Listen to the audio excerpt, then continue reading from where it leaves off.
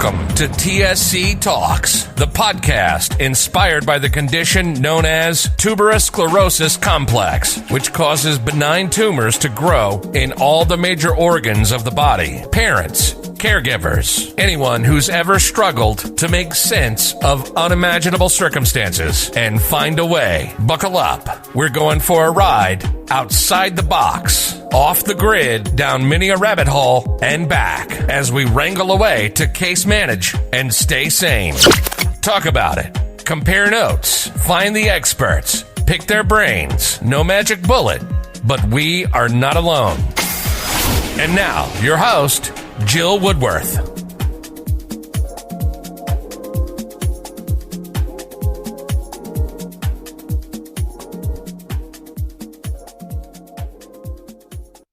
Hello, thanks for tuning in. Oh my goodness, I keep recording this over and over, so hopefully this will go through. We just had Mike Robinson on the podcast to talk about the coronavirus, and I hope you got a lot from that and everybody is okay as can be and coping. We're going to have some more supportive, collaborative kind of outreach on that, so stay tuned for that. But up next on this podcast is, again, I said Mike Robinson. He is founder, Global Cannabinoid Research Center. He is also a cannabis activist and a cancer survivor, 3-time cancer survivor. You've heard him on the podcast before.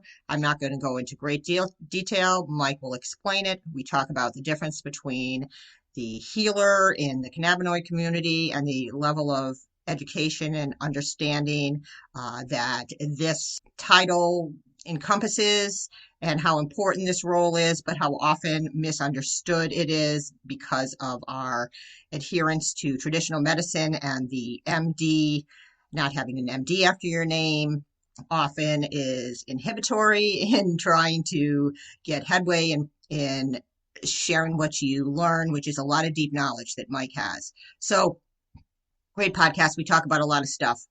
Just want to give you an update on some stuff coming down the pike. We're going to be branching out and developing another podcast for content related to a new product line that we are currently in prototype development for a botanical beverage, nutritional supplement that is going to blow you out of the water. So you want to stay tuned for information on this and podcasts related to that. So look on our site. We have a banner. Follow that because we will be updating that with information about this as we proceed. In the next month, you should be hearing more.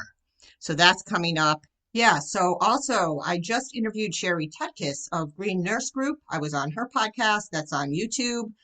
And we talked about her son who has a diagnosis of bronchio-ocular facial syndrome. She talks about this experience, many surgeries, facial reanimation, just a really deep, intense look at what it's like to walk through something like that. And his courage, Nicholas is his name, her courage, the entire family rallying together, and the beautiful outcomes and love that is expressed. Great guest. So that's coming up as well. We are still going to be delivering TSC related content. I have some guests in line on that and possibly some guest hosts joining to expand our repertoire. So really a lot of cool things coming down the pike. Take care. Please stay safe. Follow the guidelines, the coronavirus guidelines, social distancing, checking your symptoms and whatnot. And I'm saying a prayer along with y'all. So take care, hang in there, and take it away, Mike. So how do you know who is reliable and trustworthy in the industry? I mean, what's your screening process? How do you go about that? Well, that's an excellent question. I'm approached daily by literally dozens, sometimes the number could be in the hundreds of different entities. And I have to look at each one and try to figure out, is this an entity that just filed their corporate document a couple of days ago, just popped up a website a couple of days ago, and just even if they are just that, these could be very valuable people that just created the entity, and it could be an opportunity that's huge. So the vetting process is pretty intense because, as we all know, there's a lot of talk in the world of the cannabis industry or any industry. So it's important to look at the principles involved in a new entity. What's their history? What's their background? And it can be deceiving. You can look at somebody's professional profile and see that their history is in food and beverage, for example, yet they have a new entity that is a cannabis industry entity. So it's difficult, and there is no real answer to your question.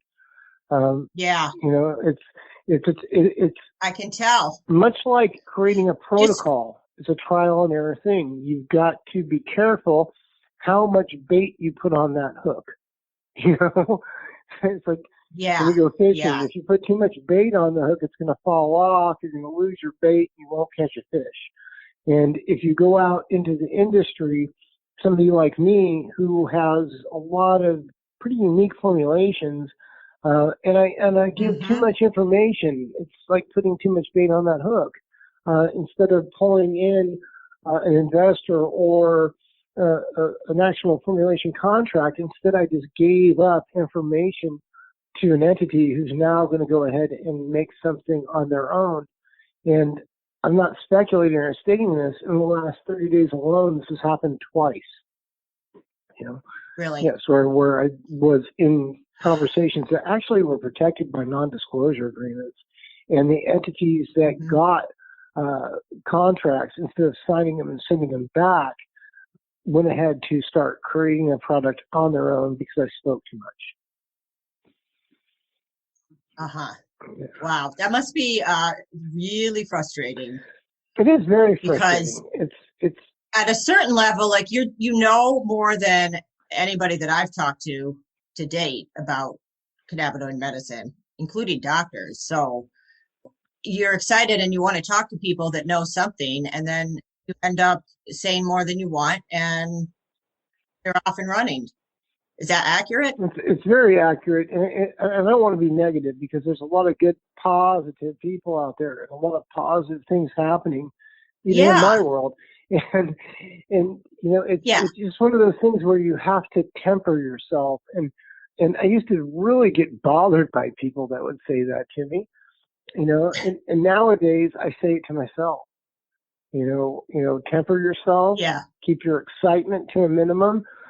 Cannabis is so exciting, but we need to remember that just because we've seen legalization doesn't mean this is a new plant. This plant's been on this planet forever. We've got 10,000 years of recorded history of use, you know, and you know, so this isn't something new. It's something that's newly legalized again. So because of that, I think a lot of people look at cannabis and cannabis extracts and feel like, wow, we've got this great new thing that's going to cure all these things. And just like we have to temper that type of excitement, we have to do the same thing when we're looking at entering the industry and working as in the industry. I think that it's interesting. One of the most intense aspects, Jill, is that a lot of people with knowledge are either patients or parents of patients who have taught themselves. Yes, Mike. There's a lot of certification going on right now I don't agree with. And I'm sure I will not make fans making a statement, but I don't care about making fans. I care about consumers and consumer protection. When a consumer goes to buy something or gets information from somebody, and that person has gained a certification by going to a 3-day event or by doing an online course or something such as that, and the entity giving the certification doesn't have the type of, well, this is not a college certification. This is not coming from an entity that's certified by anybody else to certify you. So what it does is it gives the consumer a false sense of trust, and I don't like that. And I'm very vocal about what I don't like, and most people are aware of that. So when it comes to consumer affairs, I believe that you've got to be careful with certifications. I mean, I spent a year as a director of consumer affairs and communications with the American Academy of Cannabinoid Medicine. And believe me, there's some great experts like Dr. Uma, you know, involved in that organization. But we're talking certifications are going out to doctors, and it's very hard to say that that doctor who got a certification truly has the type of knowledge necessary to use practical application of cannabinoid medicine. So we need to, So what would it take? well, What level of education do you think is, based on what we know now? And that's the other thing. It seems like things are being discovered all the time. So it's not like a fixed point. Like somebody gets a certificate, they're not done learning. They need to keep learning what is coming down the line next. And well, I had an exchange with Dr. Raphael Meckelum, and it had to be one of the most humbling experiences while I was at the academy. And, really? And in that exchange, what he stated to me was that anybody stating they had more than 5% knowledge on what the cannabis plant, cannabinoid medicine could do would be a liar, because he doesn't even have that. It's much like the human brain. Wow. It's much undiscovered. And those of us that have a lot of knowledge know 2 or 3 or 4% about it, and maybe even 1% is a lot of knowledge. So when we look at it like that, it's very humbling. Absolutely. We can walk around egotistical like we know it all, but we don't. There are so many cannabinoids and terpenes, and there's so many aspects to this plant. So there's literally 2 different columns of people, so to say, and these both need to exist. And one is the practical application person. This is your, quote, healer or your, quote, compassion person that goes out and helps the person create the protocol, stay on the protocol, change it up as the person has different cannabinoid needs. Okay, this person generally knows a lot more about contraindications, CBD to drug interactions, even THC to drug interactions. This person generally has hands-on experience with patients. This person generally will spend hundreds of hours with the patients, and you've actually watched me do that. Okay? So when I say this person... Yeah, and that's what it takes. I don't like calling myself... It seems like. I really don't like calling myself a healer, but that's the category that the healthcare professional likes to put us in, because we do not have MD after our name. Okay? Right. So this type of individual that does things like I've done in the past and does a lot more than what I've done, has knowledge that's a different skill set than the doctor who's got the scientific knowledge of the anatomy and the knowledge of the physiology of their patient. But what happens is the doctor, the MD, gets stuck in this practice that's a business, and they've only got so much time, and eventually it's no different than me turning on my timer when somebody calls me to discuss a formulation. It's like, oh, you want to talk about formulations? Click, let me turn my timer on. Okay, just hit 10 minutes, I got to go. So a doctor falls into that same school of thinking. And they're not engaging with the patient at all to really assess anything other than what they know. Exactly. And what happens is that you get some stereotypical thought patterns going and a closed mind. You don't have enough time. And see, people like to blame doctors. And in social media, I really need to say this. On social media, it looks like I'm blaming doctors a lot, even in the blogs I write, the articles I write. But believe me, I'm not. Okay, because I know that. Because doctors only have so much time. They've got insurance is paying them 40 cents on the dollar. They've got all this necessary continued medical education. Sure, we can blame our doctors for every bad thing that happens to us, but as patients, we have responsibility. And the doctors, and in their parallel, need to exist. They just need to learn more. And it's going to take time because they're running a business. I mean, and some doctors don't appreciate when I say that, but if you've got a profit and loss, if you file a tax return that shows your income, your expenses, and a net income, you have a business. You're just in the healthcare industry. So when you look at the parallel between the healer and the doctor, both need to exist, but at some point, both need to unify. And that's the hardest thing, is to get the doctor to listen to the, quote, healer. And I believe that when we find the unification between the two, we don't need a bunch of certifications. We just need to agree. No. And we're working towards that as cannabis science moves along, and as people learning just in general gather more data and knowledge, we're working towards that unification because patients are going in and teaching their doctors. So when a doctor hears from a quote healer, now their mind's a little bit more open. Now they're not looking at that person that provides compassion, somebody that's just giving a bunch of snake oil and bogus information. Now they're looking at that person as somebody that's giving their patients that release to patient reports. So it's going to take time. It's going to, and we need to try to get along. It's important. Yeah. Like how I guess I totally agree, and I think that I also tend to be hard on doctors, but I can't imagine being in their shoes in lots of circumstances in this situation where parents their hands are tied in terms of what they can say, what they can actually do, and take risks on, and it's got to be hard. Like, and it's difficult for them. Top heavy aspect. It's difficult because yesterday I got a phone call from a hospitalist, and a child had been admitted into the hospital. There were CBD drug interactions occurring.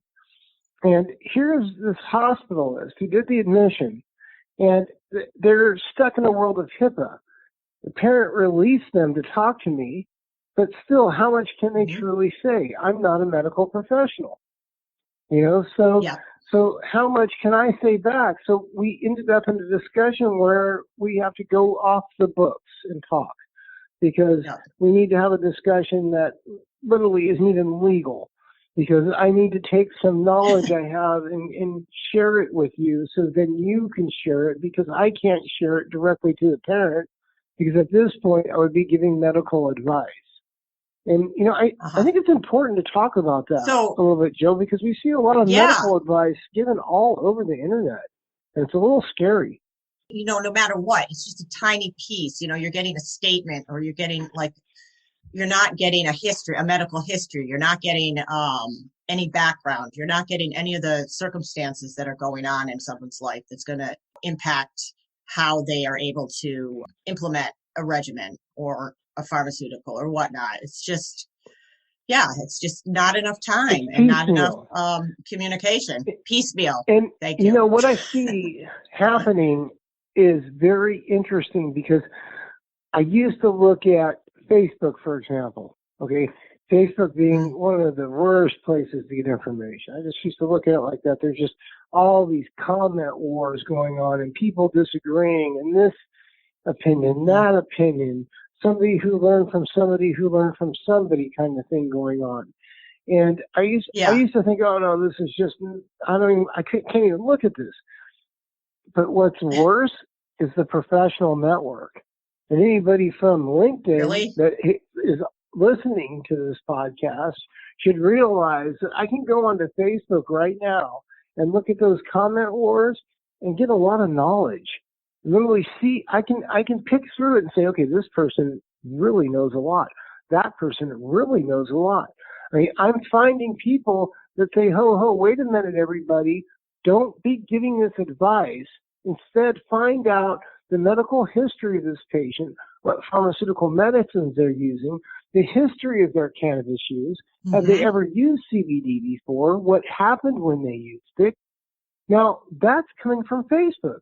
Now, on LinkedIn, I will see the same issues pop up where the talk of different cannabinoid medicine comes up, and immediately medical professionals are doling advice or opinions. Boom. I've seen it. And there's zero information on the patient. And a lot of times, the reason why I'm talking about this, and I'll say it boldly, is because the patient is me or Genevieve. So if you're going to sit and give me advice when you do not even have the continued medical education to write a prescription for cannabinoid medicine, you need to back up a little bit.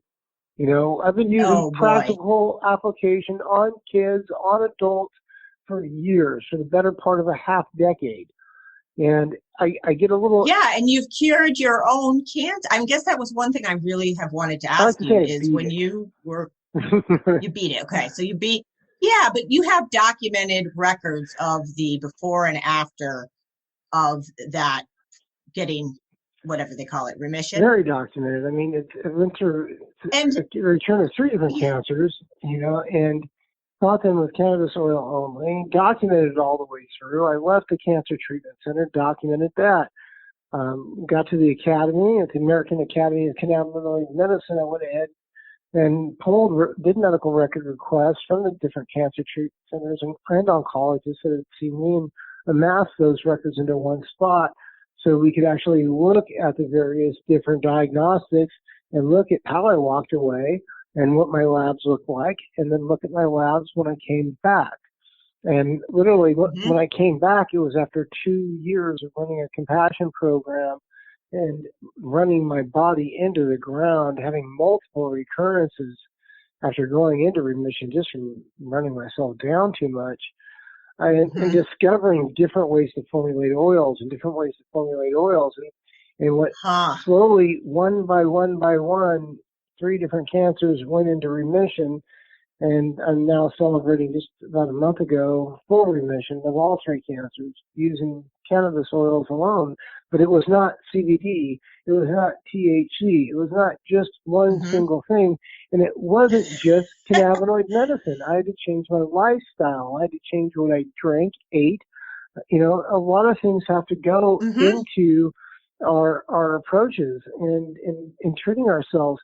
it's a very holistic, and it's what did Ruth call it? It's personalized. I mean, you say you're changing the formula, or you're finding new ways to use the cannabinoids to, I don't know what your process is. It's trial and error. And yeah, and this is trial and error. This is so important because what I'm seeing, and this is coming out of the professional community mostly, and I'll butt heads with the professional community all day long on this. I'm seeing protocols created for disease, for health issue, for problem. Okay, here's the protocol. Here's the formulation for a migraine. That doesn't work. If, for example, Jill has a migraine, I need to find out what cannabinoids Jill responds to.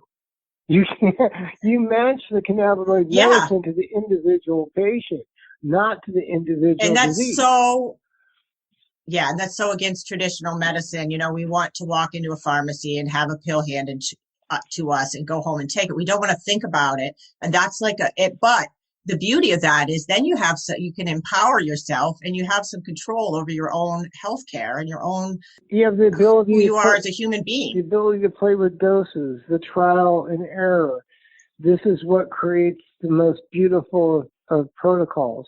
And as I work with patients one-on-one, I share this with them continually.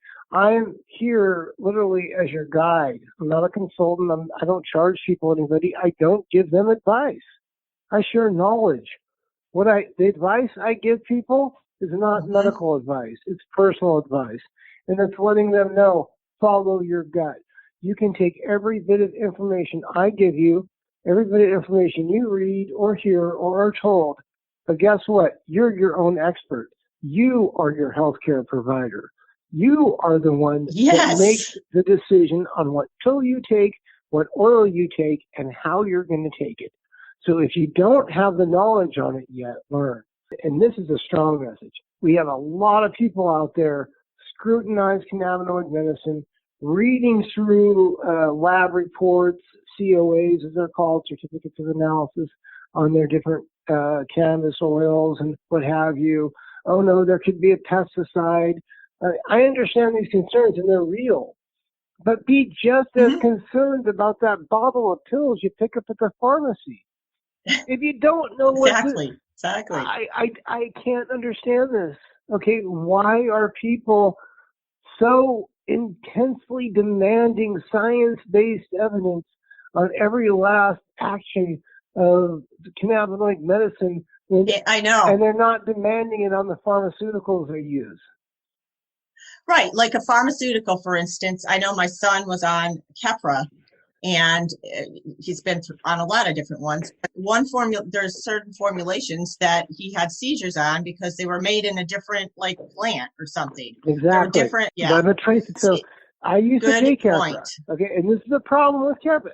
What a beautiful example. Okay, so if you go out and you get Capra, which I did back when I used, back when I was on 12 different pharmaceuticals instead of 12. Instead of 2 today, instead of the 4 pills I'll take today, back when I took 48 a day, okay, Capra was part of that diet. Okay, now I got Capra. It works great. Okay, probably for 90 days to 120 days, I had some lessened activity. I never had any kind of relief because I have severe refractory, like Genevieve, severe intractable. These are types of epilepsies that do not respond to pharmaceuticals. That's why they have those titles. Yeah. So anyway, I'm using Keppra, 3 or 4 months. It's working.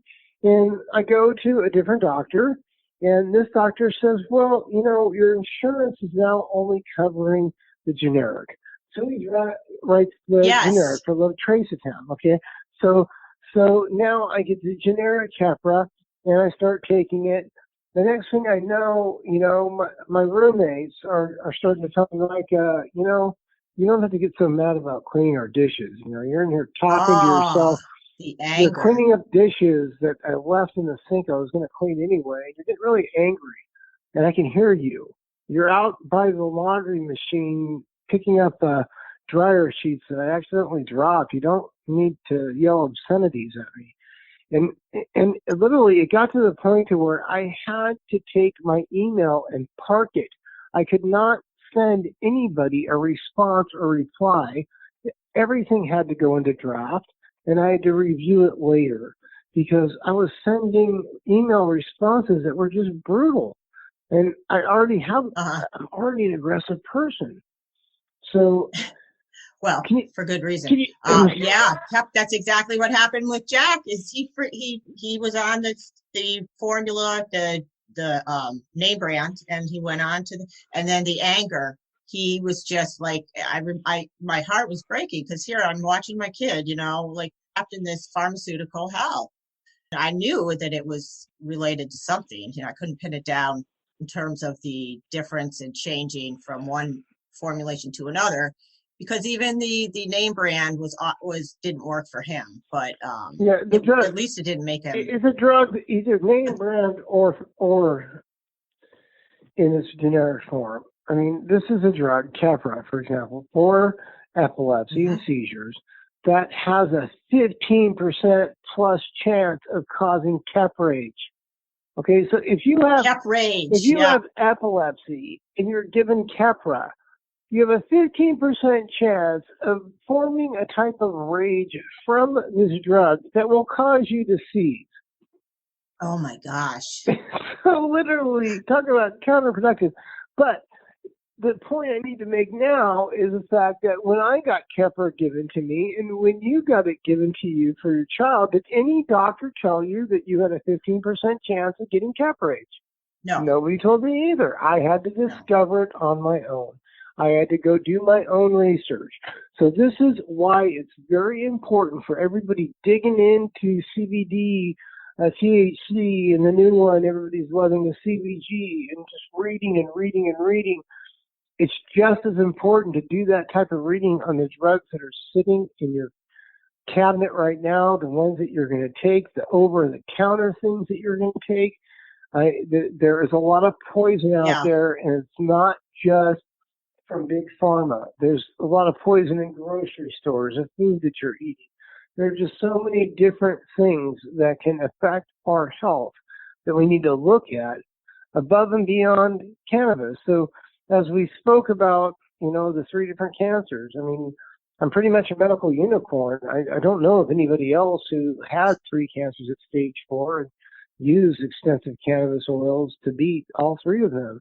No, I haven't heard of anyone. Pretty humbling. Well, how do I guess to me that should be front and center in terms of like your resume. of understanding how to utilize cannabinoid medicine. That and all the, the compassion trait patients you've worked with. To me, that's a far more credible resume than a doctor who is just, and I'm not dissing doctors, but for cannabinoid, it's just so much knowledge, and no, like, not that you don't get any credit, but just, it would be frustrating for me to have overcome cancer 3 times and to go into a doctor's office and be doubted, questioned, or otherwise disrespected repeatedly. So I'll give you a lot of credit for it's the reason why I for walked walking away. through that. I walked away from the Cancer Treatment Center in early 2016 because I already was amassing enough knowledge to not put myself in a position I've been in before. It's important when I talk about the cancer battle that I went through to notate a few things. One of those is that if you don't have the knowledge and you don't have the access to what I had access to, fighting that type of cancer with cannabis oil alone may not be the smartest thing to do. Okay? You may need to integrate. Yeah, that's good to point out. You need to integrate into Western medicine. I can't count the number of patients that I have referred over to have targeted radiation along with their cannabis oil. I can't count the number of patients that have chose chemotherapy, and I still stepped in and supported their choice by giving cannabis oils to offset the effects of the chemotherapy, to allow the chemotherapy drugs to metabolize quicker, things such as that. So a patient needs to make their choice. And you can't just simply pick up your phone, look into the internet, and see some meme about Rick Simpson oil, order something, and beat your cancer. Anybody thinking that that's what's going to happen for them likely is going to perish to that cancer. So this is an important message, because that's a very good point. I don't want people reading things that I write or stuff that I post and think, wow, Mike Robinson beat these 3 cancers. I can too. So I'm going to do what he did, because you don't know what I did. It was a 2-year period of time. It wasn't 60 ml in 60 days like you see in these Rick Simpson memes. Literally a pound, 450 ml, was ingested over an 18-month period. A pound of cannabis. But you knew what you were doing. Yes. I guess I learned. Yeah, that's how I learned what I know now. Is I had to continually read and dig into PubMed. I had to not only read the science that existed, I had to learn what all the different words meant. I mean, this is like a whole different language when you start reading academia, when you start reading the research. So you have to learn this different language, and this different language doesn't make a lot of sense, because when you're working out in the trenches in compassion and you're seeing 7 or 8 patients a day with all kinds of different health issues, well, yes, the science helps, because I can go look and say, okay, in this research, this cannabinoid did this, so I'm gonna go after that. But nothing in the research says this cannabinoid administered at this much for this many months. Nothing says that. So you have to take the knowledge that's out there in the science world that's emerging and apply that to what knowledge you have in practical application, and just go for it and see what happens. And it sounds crazy. It sounds like people are being used as like test mice in field experiments, but we're talking about people dying. I mean, well, it sounds more like it with all the pharmaceuticals that we try. I can't tell you how many different seizure meds have been tried, and that's the general go-to treatment. Is to a kid is having a seizure, if they can't, they switch the med, they up the med, they order another test or send you to a specialist. And to me, that's a whole lot of trial and error right there in traditional medicine. So, traditional medicine, if you think about it, is all trial and error, but they use different words called rule. Yeah. The term rule out. What is the term? Okay, we're going to send you into rule out blank. That's trial and error. That's digging to see what's wrong. So we're going to do this test, this pass, and that test. It's trying to find the problem and having errors and not finding it until you finally find it. So it's no different than trying a bunch of oils until you find the one that works for you. It's the same thing. The only difference is you're not paying through the nose. Insurance companies aren't paying through the nose. Doctors aren't getting paid for not helping you. And there's a lot of doctors that will help you, but there's a lot of doctors that will spend 10 minutes with you and try to tell you what's wrong with you and tell you that you shouldn't read Google when you've learned more than they know about you. This is a problem. So when we look at all of this, we're in a bottleneck situation. Yes. Doctors are learning, and we need them to learn. We can bash them all day long, but that doesn't do us good. We need doctors to learn enough to be able to say, hey, if you're using medical marijuana, this drug I'm giving you right now actually could cause a problem. I mean, we've got a boy in the hospital right now. You know of, I know of. I've been writing about left and right. And we didn't just have a CBD to drug interaction. We had a THC to drug interaction, both. And this boy is under the care of a cannabinoid medicine specialist. Okay? Somebody licensed through his state and somebody with a certification from an entity that's rather large. Okay? And a doctor, MD too. So really, this particular child, a young child, first went through a CBD to drug interaction that caused liver enzymes to hit 10 times normal. I mean, we're talking about a boy turning yellow. And then once we fix that error, and there's only so much I can do, even putting tens of hours or 100 hours into a case such as this. Right. And then I find out about more medication the child's on and see a direct interaction with THC. So it's never quite as simple as it seems. And that's just such an important message for people, for consumers to know. Don't be frustrated and feel like you'll never figure it out. But don't have rose-colored glasses on thinking that little bottle of CBD oil coming to you is going to cure everything. It's going to take a little bit more than that. If you've got a migraine, sure, you're going to get help. Depending on the issue, it's going to take different approaches.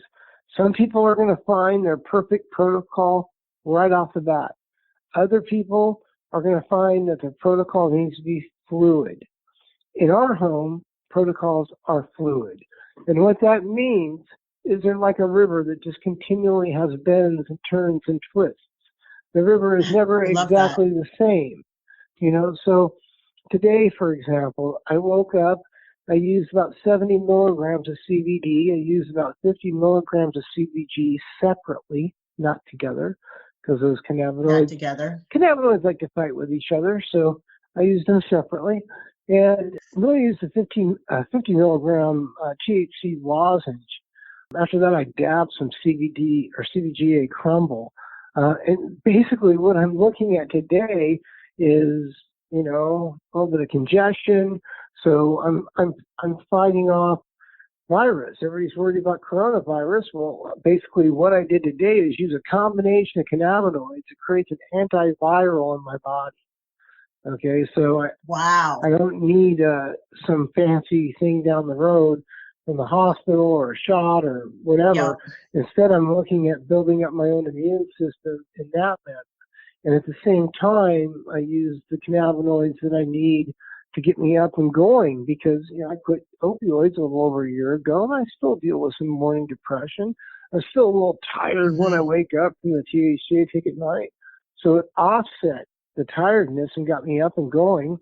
The CBD and CBG together reduced inflammation from the various injuries in my body from the racing wreck 25 years ago. So pain's down. They also were good to control seizures. Adding the THC that I use, which has CBN in it, along with terpenes. So if you look at it, the different things that I did today to start my day off without any pharmaceuticals at all, put multiple different plant constituents into my body that have serious medical functions. And when we think about all this, and when people question it and say, oh, well, this guy's just talking about pot. Okay, no. Pharmaceutical medication, literally, people don't realize over 50% of pharmaceutical drugs are modeled after a plant. They're modeled after the I know function of a plant.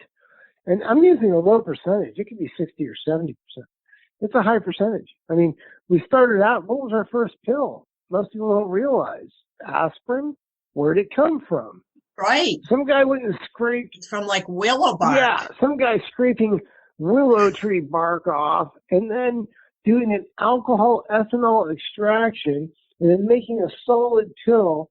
Doesn't this sound like cannabis oil to you? Yes, it does. Yep. Yep. And we've made these like isolates. And one thing that you've said is the human body is not designed to consume isolated substances. The cannabis works in conjunction. Well, it should be in the body. It should be further defined. There's a lot of people that have a negative outlook towards isolate, and believe me, I'm one of them. I don't like single cannabinoid isolates. By themselves, without other elements of the plant, they have limited efficacy. They don't have none. It's limited. There's only limited things that you can do with a single cannabinoid. But you can get single cannabinoids and you can get terpenes, and they can be compounded. And when you put them together, you get the synergy that you get like a whole plant extract. Now, I'm not going to say it's the same. It's not. But it's different. And what I'm going to say right now is going to be shocking to some people. It can be better. It can be better. Really? Yes, because when I use constituents and those constituents have the terpenes I want, the actual constituent I want, in its form that I want, it's everything I want. It's a lot easier to take that, and it's a lot cleaner to take that and formulate with that than it is to take the plant itself and try to manipulate its temperatures and heats and everything else to get the extract that's exactly perfect from the plant. And that makes sense. You know, but this isn't always true. And see, these are the variables with cannabinoid medicine and with cannabis extracts, is that at one point I'm saying, yeah, this is what I can do, and this works very best in certain applications. In other applications, and probably in certain people, and in other applications, I need a straight whole plant extract and nothing else, and I demand it. You know, when it comes to treating epilepsy, I want a whole plant extract. I don't want a bunch of constituents added together. You know, but we have to. Why for epilepsy? But when for epilepsy, but the whole plant extract that I prefer, that Genevieve prefers too, is THC, CBN, a combo of those two. Whole plant extracted. Okay, and then we have Genevieve's Dream. Now that's constituent created, but it's coming from hemp constituents. Now eventually it'll come from Genevieve's Dream, the CBG strain, but that strain's long away from being completed. But we can take constituents, especially from hemp, especially the minor cannabinoids, and those, when we formulate with them and add them together, they can do some amazing things when they're compounded correctly. And I'm really excited about bringing some products to market 2020. Yeah, I know. We've got a lot going on. I can tease. Okay. You know, so I mean, right. Okay. There's a lot coming to market in 2020, and Genevieve's Dream, that extract, we're putting together the dream team, and it's so much fun. It's a group of people that are so excited about Genevieve and their love for the carousel. I just got a text this morning from the dream team about how Disneyland's being closed for the coronavirus, but that's okay. We're going to schedule a new Disneyland carousel challenge. And I was reading this text going, I don't have a Disneyland carousel challenge. I can't afford it. I was just going to say, wait a minute. I can't afford that. I'm like, there's no way.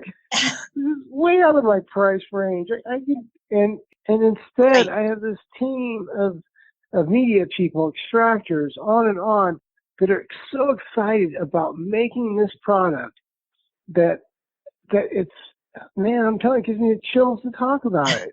because literally the ability to produce something that's very unique from the hemp plant that people can use as an alternative when CBD doesn't work for them.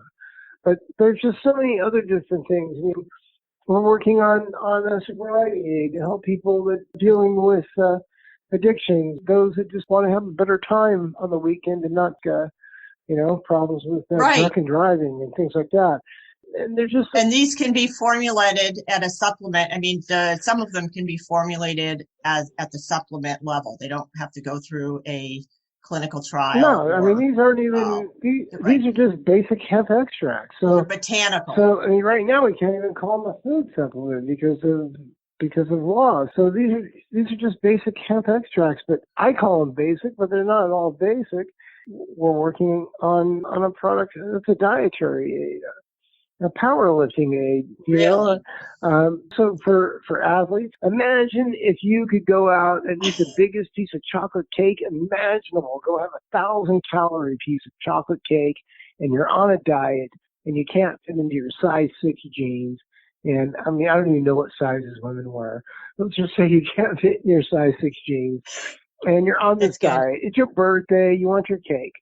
I mean, and imagine being able to eat that piece of cake and then take a shot of something within 20 minutes that makes it metabolize out of your body. Unbelievable. This is not something we have to imagine anymore. This is something we're producing. So, the research and development and creation of these products is intensive. And when you asked originally, what does it take? How do I find out who to work with? Mm-hmm. And I'm telling you, it's been very difficult for me because I'm not somebody that's funded. I'm still on Social Security disability income from the racing wreck back in '95. I just applied for the PASS program that allows me to move off Social Security, become self-employed.